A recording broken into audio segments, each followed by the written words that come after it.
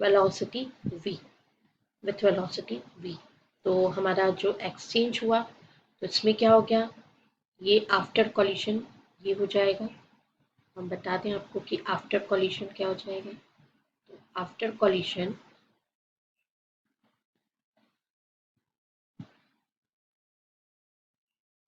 ये ए है, तो ए का वेलोसिटी 0 हो जाएगा, ये ए बन जाएगा रेस्ट पर, और बी जो है वो क्या हो जाएगा, बी वी वेलोसिटी से इसी डायरेक्शन में, जिस डायरेक्शन में ये था उसी डायरेक्शन में बी क्या करने लगेगा, मूव ऑन करने लगेगा।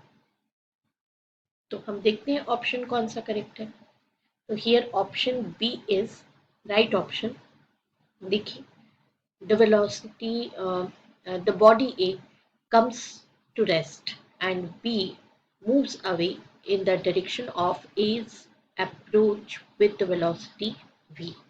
Option B is right option. I hope you understood it well. Best of luck. Thank you.